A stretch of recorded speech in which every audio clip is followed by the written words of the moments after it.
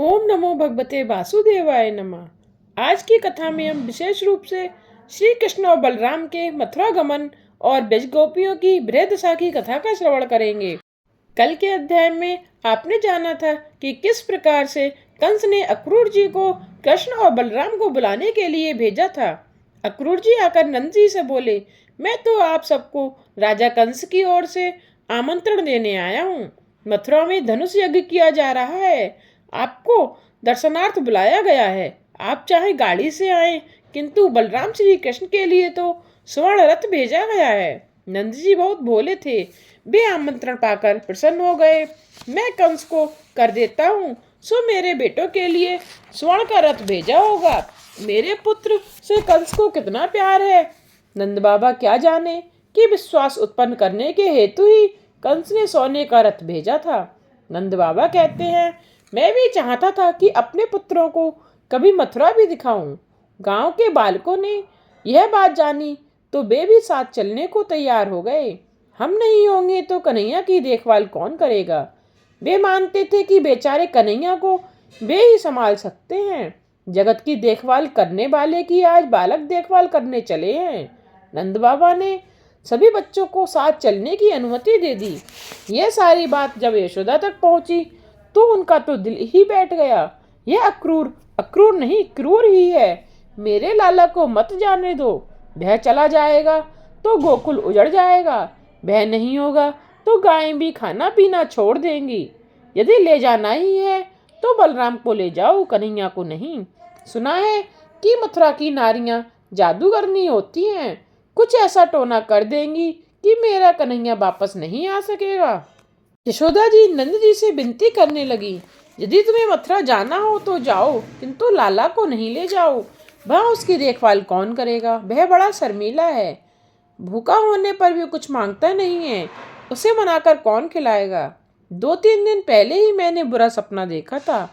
मेरा लाला मुझे छोड़कर हमेशा के लिए मथुरा जा रहा है। अक्रूर मुझे काल जैसा लगता है।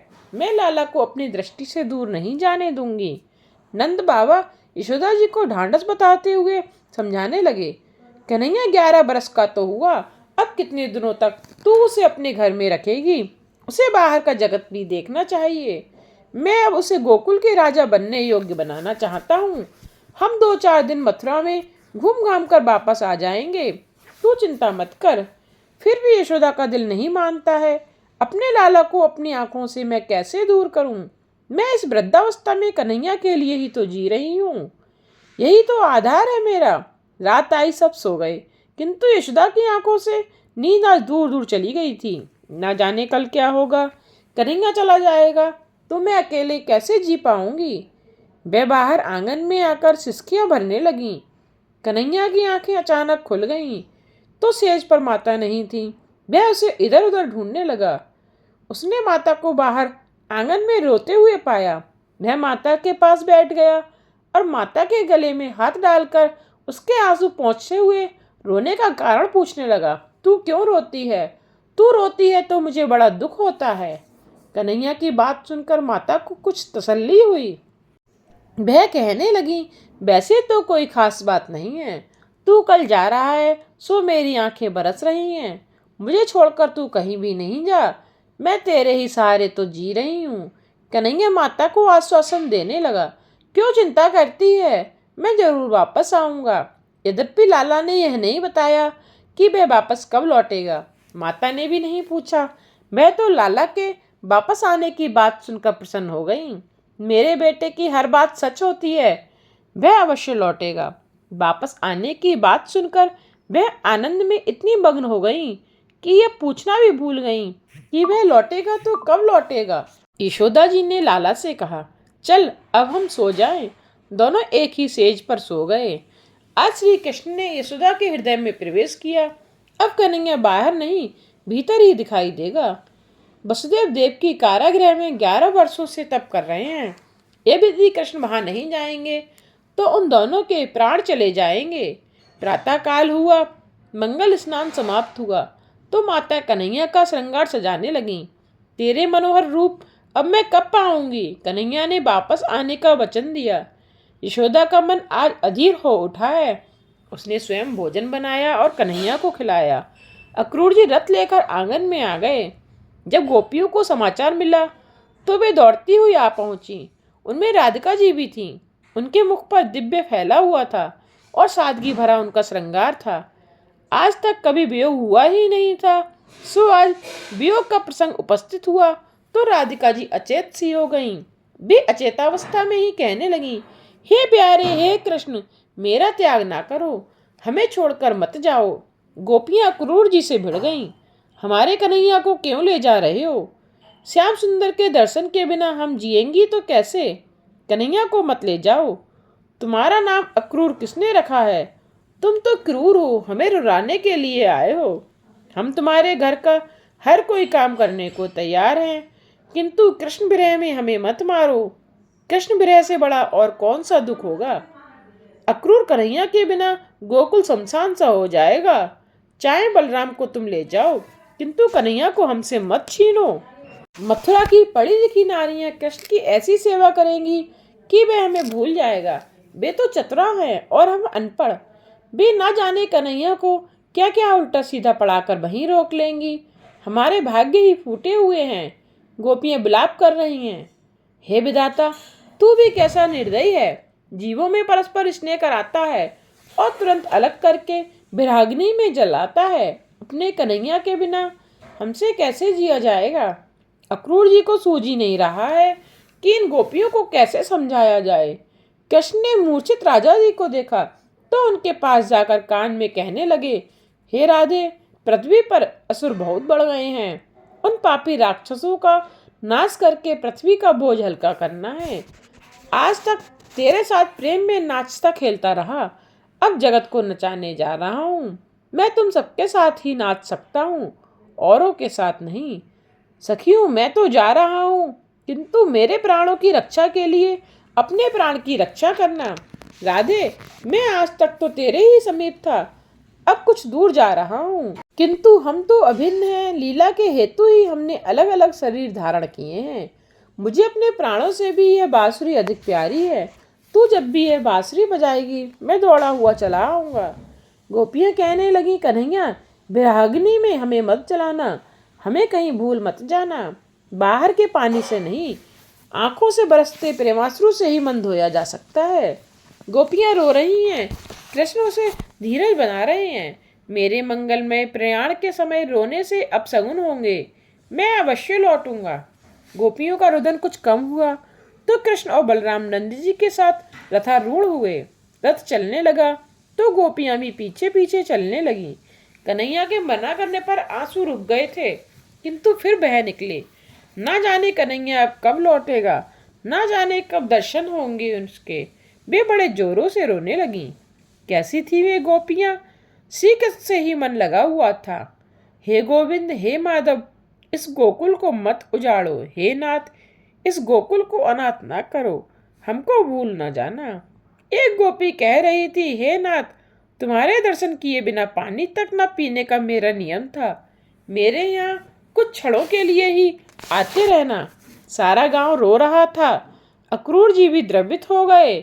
ग्रामजनों का कृष्ण प्रेम और कृष्ण विरह का दुख देखकर अक्रूर जी की आंखें भी आंसू बहाने लगीं। गायें भी रो रही थी। कोई गोपी रथ के पीछे दौड़ रही थी तो कोई मूर्छित होकर गिर रही थी। श्री कृष्ण ने अक्रूर जी से कहा, ये प्रेम से छलकते हुए हृदय वाले ग्रामजन मुझे आगे बढ़ने ही नहीं देंगे, सो रथ को जरा जल्दी चलाओ। अधीरता से यशोदा रथ के पीछे दौड़ने लगी। प्रभु ने दौड़ती हुई माता को देखा तो रथ रुकवाया। माता ने पुत्र की नजर उतारी, आरती की, बेटे, तेरे जाने से मुझे बड़ा दुख हो रहा है। मैं तो चाहती थी मेरी आंखों से तू कभी दूर ना होने पाए, किंतु मैंने केवल अपने लिए ही तुझसे प्यार नहीं किया है। मैं प्रार्थना करती हूँ जहाँ भी रहे सुखी रहे। कान्हा, मैं आज एक रहस्य खोल रही हूँ। तू मुझे माँ कहता है, मैं तुझे बेटा कहती हूँ, किंतु तू मेरा पुत्र नहीं है। तू तो देवकी का पुत्र है। मैं तो तेरी पालक माता हूँ, तेरा लालन पालन करने वाली दासी हूँ। कृष्ण कहने लगे, अरे माँ, क्या कह रही है तू? लोग चाहे जो कहें, मैं तो सारे जगत से यही कहूँगा कि मैं यशोदा का ही बेटा हूँ। यशोदा कहने लगी, बेटा मथुरा में तू यह भूल जाना कि तुझे मैंने कभी मूसल से बांधा था। कन्हैया कहने लगे, मैं सब कुछ भूल सकता हूँ, किंतु तेरे बंधनों को कैसे भूल जाऊं? मैं मात्र तुझसे ही बंध पाया हूँ। यशोदा कहने लगी, तू कहीं मुझे भूल तो नहीं जाएगा? मुझसे मिलने के लिए आएगा? कन्हैया बोले, अवश्य आऊंगा। तू अपने शरीर और हमारी गायों की पूरी पूरी देखभाल करना। माता कहने लगी, तू जहां भी रहे सुखी रहे, यही मेरा आशीर्वाद है। रथ आगे बढ़ने लगा, गोपियां पीछे दौड़ने लगीं। उन्होंने कन्हैया की आरती उतारनी चाहिए तो रथ फिर से रोका गया। श्री कृष्ण गोपियों से कहने लगे, दुष्टों की हत्या, दैत्यों का संहार तो मेरे जन्म का गौण प्रयोजन है। मेरे अवतार का प्रयोजन तो है गोकुल में प्रेम लीला करना। मेरा एक स्वरूप यहाँ तुम्हारे पास रहेगा और दूसरा स्वरूप मथुरा में। पहले मात्र यशोदा के घर ही एक कन्हैया था, अब हर गोपी के घर में एक एक कृष्ण है। कृष्ण ने सभी गोपियों के हृदय में प्रवेश किया है। महाप्रभु जी कहते हैं कि ये अंतरंग का संयोग है और बहिरंग का वियोग। प्रत्येक गोपी अनुभव कर रही है कि श्री कृष्ण उसके पास ही बसे हुए हैं और मथुरा नहीं गए हैं। श्री कृष्ण को लेकर रथ चला गया और गोपियां चित्रलिखित सी खड़ी की खड़ी रह गईं।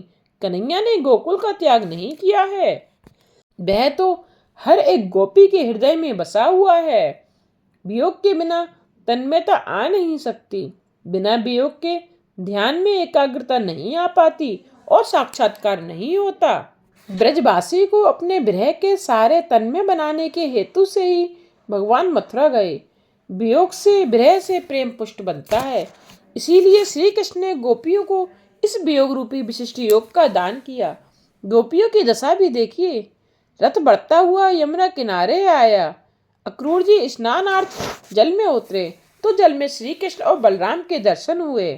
बाहर देखा तो दोनों को रथ में बैठा हुआ पाया। बार बार ऐसा अनुभव हुआ, अक्रूर को भगवान नारायण के दर्शन हुए।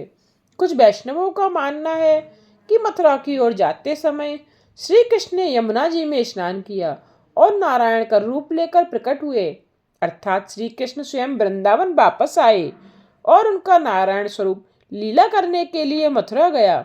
वैसे तो श्री कृष्ण और नारायण दोनों एक ही हैं, जो भेद हैं वह तो उपासना के हेतु हैं। अक्रूर जी ने यमुना में स्नान करके स्तुति की। रथ मथुरा के सीमा पर आया तो श्री कृष्ण ने अक्रूर जी से कहा, चाचा जी आप आगे बढ़िए, हम यहीं उद्यान में विश्राम करेंगे। जिस नगरी में कंस हो वहां श्री कृष्ण कैसे रह सकते हैं? यदि वे अंदर जाएं तो कंस का नाश हो जाए। प्रकाश और अंधकार एक साथ कैसे रह सकते हैं? जहाँ काम तहाँ राम नहीं, जहाँ राम नहीं काम, तुलसी कबहू न रही सके, रवि रजनी एक ठाम। यशोदा जी ने दही दूध तथा अन्य खाद्य सामग्री इनको दी थी। जब भोजन करने बैठे तो ब्रजवासी गोपियां गायें और यशोदा आदि याद आ गए। हाथ रुक गया। नंद जी ने यह देखा तो कारण पूछा। कन्हैया ने कहा, मेरी सखियां सखा और माताजी मेरे वियोग के कारण भूखे होंगे, मैं खाऊं तो कैसे खाऊं? प्रभु के साथ ऐसा तो प्रेम करो कि वे तुम्हें याद करें। जब तक प्रभु की यादों में तुम बस नहीं पाओगे, तुम्हारी भक्ति अधूरी ही रहेगी। जब तक वे याद नहीं करते जीव का बंधन बना रहता है। भक्ति ऐसी करो कि भगवान को तुम्हारे बिना चैन न आए। यशोदा जी और गायों का प्रेम तो ऐसा गाढ़ा था कि कृष्ण वियोग में वे खा पी भी नहीं सकी। संध्या आई तो दोनों भाई मथुरा देखने चले। महाद्वार में से प्रवेश किया। आदत के कारण गोकुल के बालक कन्हैया के साथ चलते हुए उसकी जय पुकारने लगे। मथुरा की नारियों ने भी सुना। सुखदेव जी वर्णन नहीं करते, मानो प्रत्यक्ष देख रहे हैं। जिस लीला की कथा का प्रसंग चल रहा हो उसका यदि प्रत्यक्ष अनुभव करने की कल्पना की जाए तो वक्ता और श्रोता को बड़ा ही आनंद आएगा। स्तनपान कराती हुई एक माता बालक को वहीं छोड़कर कृष्ण के दर्शन के लिए दौड़ निकली। अपना बालक तो घर में ही रहने वाला है, किंतु कृष्ण के दर्शन फिर शायद ना हो सके। इसी प्रकार नगर के छोटे बड़े सभी अपना अपना कामकाज छोड़कर श्री कृष्ण के दर्शन के लिए दौड़ चले। भगवान के दर्शन के लिए वैसी ही लगन होनी चाहिए। आतुरता के बिना दर्शन हो नहीं पाते। दर्शन में लीन हो जाने से बड़ा आनंद आता है। ऐसी व्याकुलता, आतुरता, लगन होती तो ईश्वर के दर्शन देने की कृपा करेंगे। मथुरा की स्त्रियां श्री कृष्ण के दर्शन करती हुई आपस में बातें करने लगीं। आज की कथा को यहीं विश्राम देते हुए इससे आगे की कथा का श्रवण आप कल के अध्याय में कीजिएगा। आगे आने वाली कथा के लिए चैनल को सब्सक्राइब करना ना भूलिएगा, जिससे आने वाले वीडियोज की नोटिफिकेशन आप तक पहुंचते रहें।